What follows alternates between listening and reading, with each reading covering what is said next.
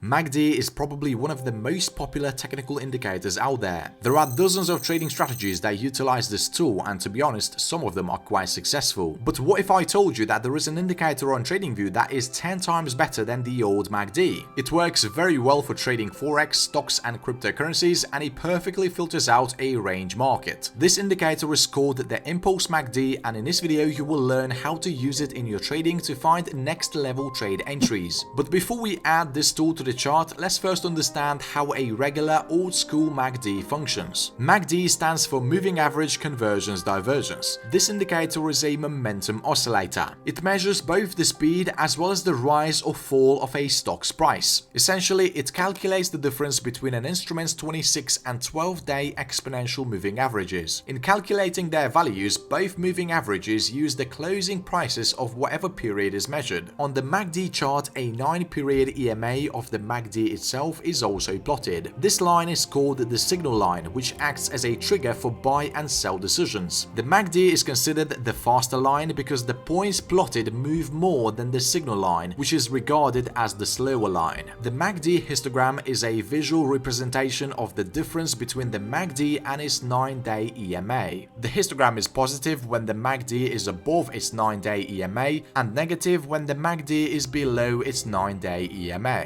The point on the histogram where momentum is zero is the zero line. If prices change rapidly, the histogram bars grow longer. This signals a high level of buying or selling interest among market participants. When the price shows a slow progression, the MACD histogram becomes shorter. In trending market conditions, MACD signals can be quite accurate. However, market trends only occur 20 to 30% of the time. When there is a range in a market, which happens 70 to 80% of the time, this indicator produces a lot of low quality signals. That's why you might want to start looking for different options like an Impulse MACD. So in order to add this script to the chart, navigate to the indicators menu. In the search bar, type Impulse MACD. The one that you're looking for is this one created by Lazy Bear. Once you've installed it on a chart, open its settings and make some changes to the style.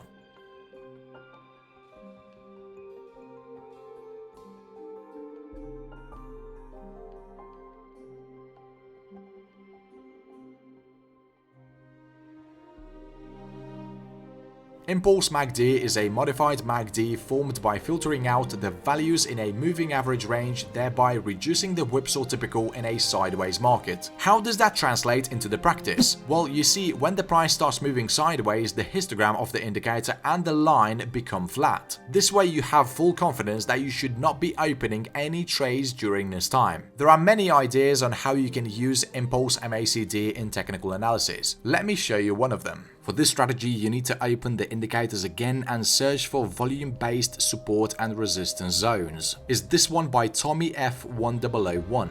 The idea of this indicator is to show multi-timeframe key levels of support and resistance that are based on volume. The timeframe and the type of zones are displayed right here. You can disable the zones for some timeframes just to make the chart a bit cleaner. For this example, we're going to leave the levels on 1 hour, 4 hours and a daily chart. It is more likely than not that the market will respect these major levels of support and resistance. In combination with these zones, the Impulse MACD can produce really accurate and early trade entries. So the entry conditions for a long trade can look something like this. First, the market returns to one of these support zones for a retest. After the retest, the Impulse MACD turns green while the yellow line lies below the zero level. In addition, the price needs to close above the support zone at the time a buy signal is issued. It is also very helpful to make sure that you're not buying at the resistance level, as this can cause a price reversal. For this strategy, you can set a profit target based on previous key levels of resistance, or you can simply exit a profitable trade once the MACD turns red.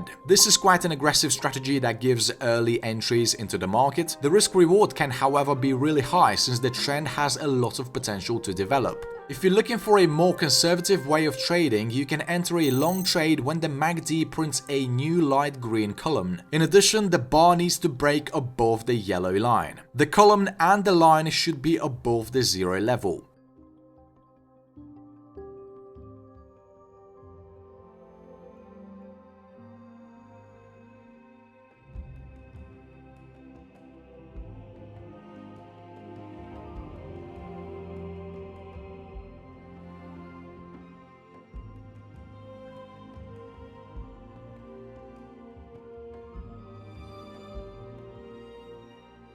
Also pay close attention to the levels of resistance. Buying when the price has already reached them or has already entered them is not advised at all. For sell entries, wait for the market to retest the zone of resistance. And then as soon as the MACD turns orange, that is your entry point. Target the previous level of support.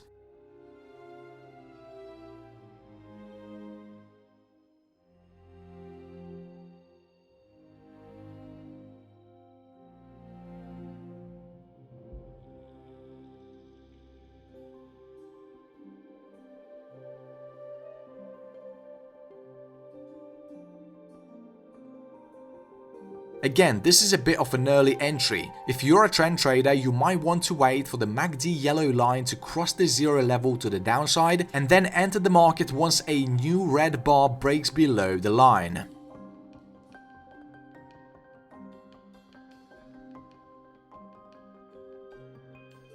You can also use the impulse MACD as a secondary entry confirmation. For the first confirmation, let's say you use the extreme trend. So in order to make our buy signal more powerful, the MACD column must be light green. In addition, the column must break above the moving average.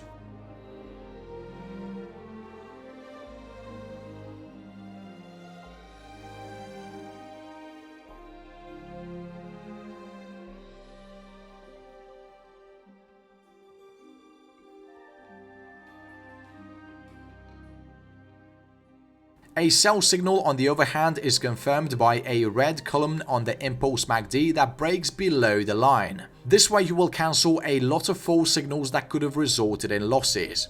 Both of these methods can produce accurate trade entries, and they're certainly better than entries given by an old MACD. You can play with these indicators and create a perfect strategy for yourself. Also, feel free to leave a comment with your ideas and suggestions about the impulse MACD. Thanks for watching, and till next time.